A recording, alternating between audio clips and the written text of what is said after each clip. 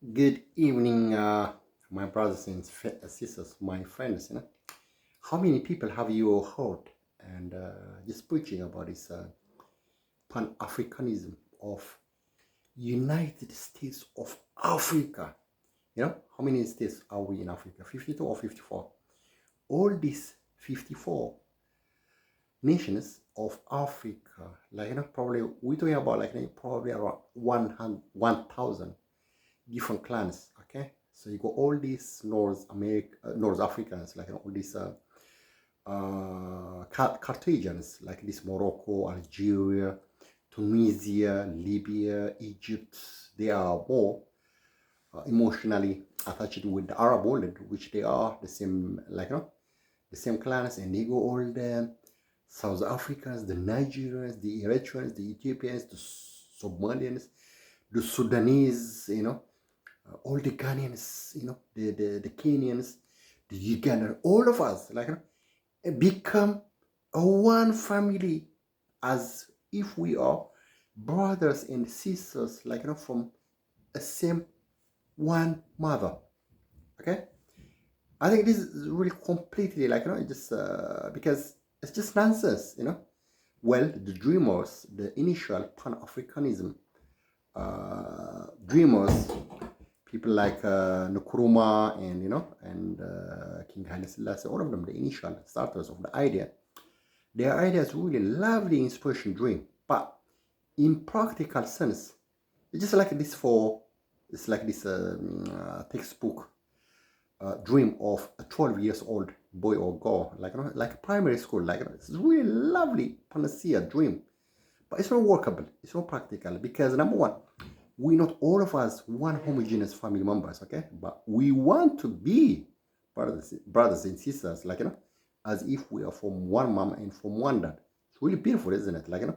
Even if we not, we should be that way, but it doesn't work, because number one, the more one organization becomes so big and cumbersome, it becomes extremely very difficult to manage. And and imagine all of us, we Africans, and number one, Africa is not our name. It's not African. It's not black man.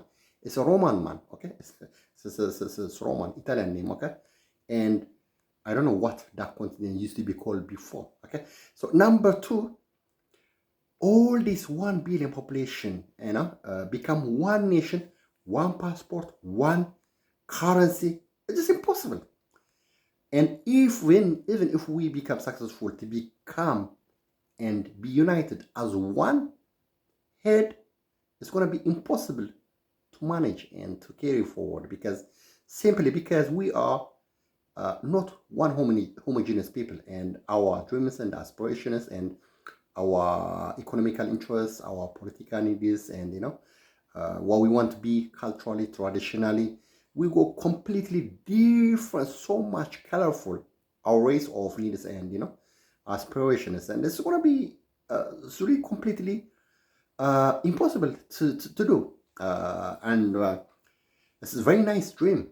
I would, to be honest, I wanted to be all of us, we Africans, to be one people, provided. I mean, especially given all the pains and the suffering and all this mistreatment that we had from the Europeans, from everywhere. We want to be one, kind of like superpower, one unified force, my friend, so that nobody goes and messes up with us. That's my dream. I love it to be that way. But it's impractical. It doesn't work, We have to be, we don't have to cheat ourselves. We don't have to be manipulated by this, very lucky kind of very opportunistic, people try to manipulate our past pains and tribulations, and it's a gimmick, it's a trick.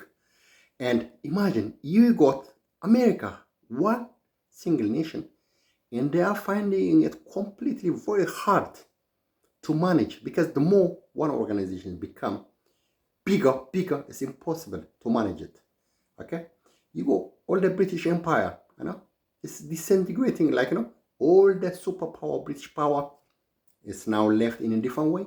All the Roman Empire in the past, it went to some extent, some years, disintegrated, and that's what we are now.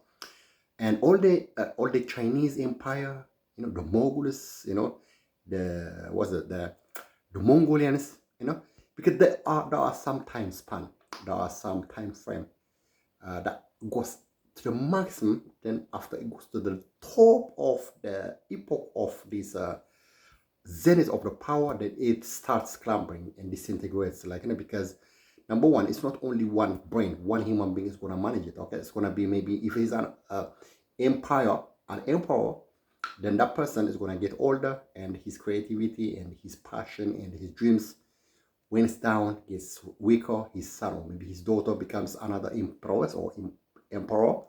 Then the dreams and the aspirations and the needs and the wants of that young empress or emperor is going to be completely different. So it's going to kind of shake and disintegrate by itself. And you go, you take all these parameters of corruption, mismanagement, and you got all the factors that's going to affect it. Okay, so you got like America empire now. It's wobbling, my friend. It's wobbling. It's shaking. Because that's that bigger when the organization becomes cumbersomely so big, then internal corruption. The organization gets corrupted by itself. Okay, it has to live always by creating war after war so that it can survive. Because it has an excuse to carry forward, to live by killing and destroying everyone, so that people they don't know what's going on inside. Okay, well, this is my take, my friend. This is my understanding. So to come back to my point, all these lovely people, Black Africans or maybe Caribbeans in America, everything all this about Pan-Africanism, it's not workable. It could be good panacea and hope, and for we all the Africans who've been oppressed and been through a lot of pains, as kind of hope and dream to cling into, but it's not workable. Okay, yeah. So this is just only for gullible and simpleton-minded people that they can live on that, because having one currency, my friend, let's just call it like a dollar or euro, and having that OAU currency, shall we call it OAU, okay? And having one nation, one emperor or a president, just completely, just even the idea, it's just really funny. Oh well, this is my understanding. Okay, thank you guys. You have a lovely evening. Bye. Okay.